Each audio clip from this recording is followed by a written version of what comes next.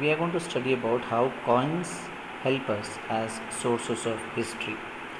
You see a fantastic coin here which belongs to India but belongs to the period when the Portuguese ruled India.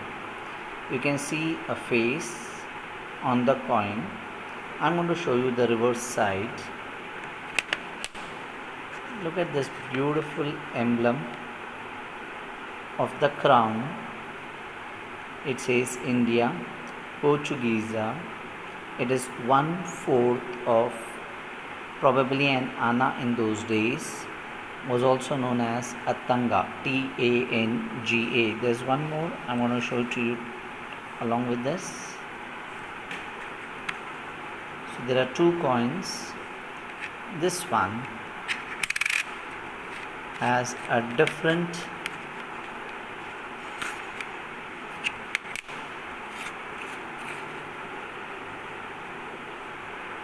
they are not different, both of them are same.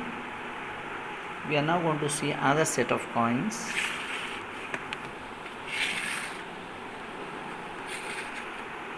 Now look at this coin. This coin belongs to the Sarkar of Jaora or the Nawab of Jaora.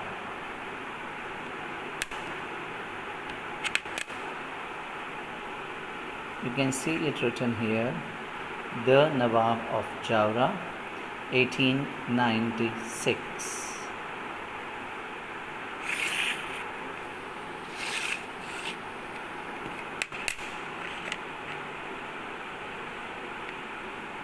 We have another interesting coin here which belongs to Shindis of Gwalior. It belongs to that period when the Gwalior family had accepted the supremacy of the English. Look at the crown with the lions on two sides.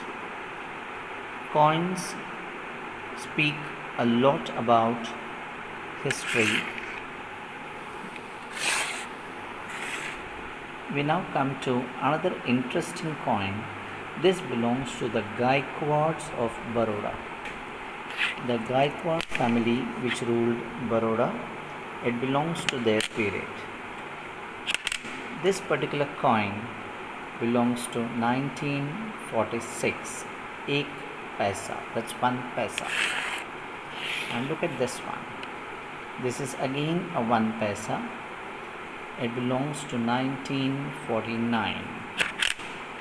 And you can see the same kind of emblem, Sarkar, and this word.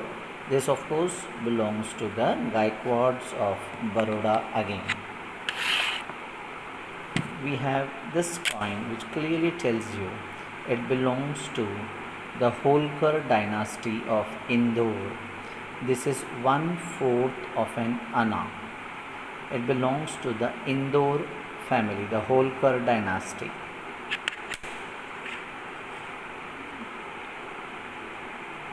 You see the bull, it says Shriman Maharaj Shivaji Rao Holkar. So these coins were minted during his time. It is not Maharaj Shivaji, it is Shivaji Rao Holkar. We have this coin which belongs to the Udaipur dynasty. You can see the words embedded there, inscribed Chitrakoot Udaipur.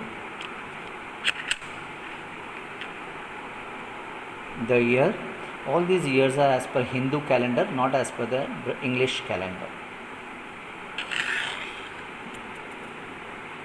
Okay, we move further. We have the next set of coins. It says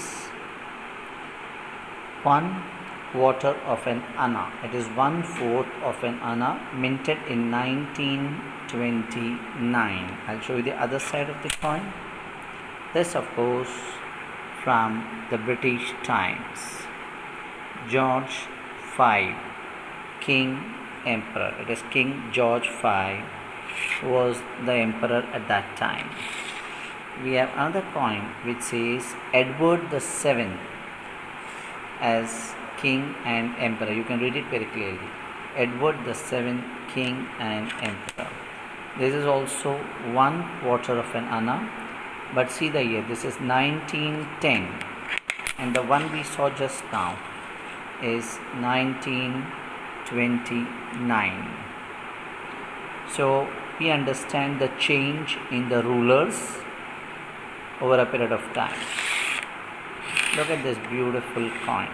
See the emblem very clearly. 1835. And who was ruling in 1835?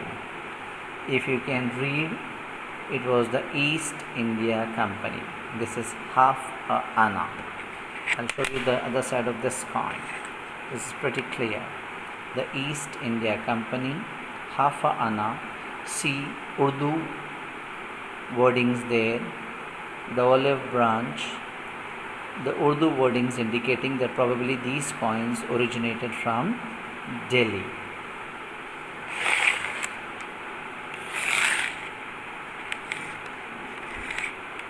I think we've been through this. Okay. Now look at this interesting coin. It is 1 pice, P-I-C-E, 1 pice as it was known as, 1944. The other side, simple, beautiful design, very simple coin. One more to the collection. Same again is 1944, 1 pice. Look at this interesting coin here. This is 2 annas. 2 annas. It has a lovely shape. And look at the year mentioned here. Very beautifully. 1918, 1918, India. It again says George V, King, Emperor. Of course, you can see India written there prominently. A very interesting coin that you would see now is a 1 rupee coin. You have seen annas, you have seen half a rupee. Now you see 1 rupee coin. This is 1879, a pure silver coin. 1879, 1 rupee. So if silver is being used for coinage in India, understand how much of it we had. Look at the emperor there, Victoria, Queen Victoria, Empress. And look at the metalwork, the design, look at the crown, the ornamentation. That means the science of metallurgy had developed so very well. Post independence, we had this tiny coin coming into the scene. So beautiful. Look at the emblem. And this is the 1 paisa coin, joined by the 2 paisa coin. These are all coins made of aluminium. Then of course we had the 5 paisa coin.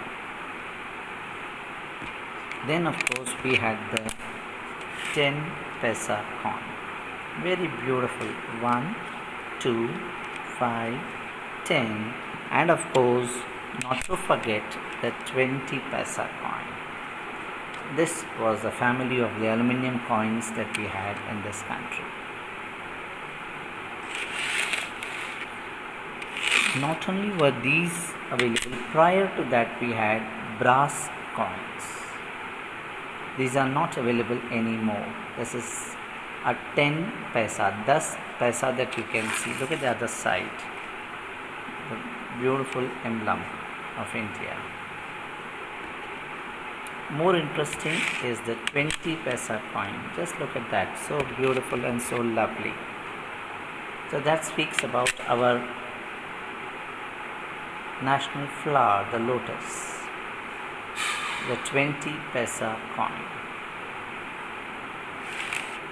We also have one very interesting coin, and that is, look at the horse moving along.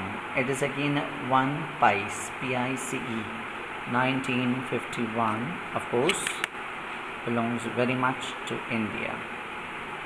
And today we have reached a stage where we have mastered the art of amalgamation of metals.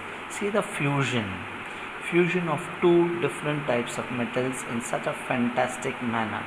So that talks about the development of science.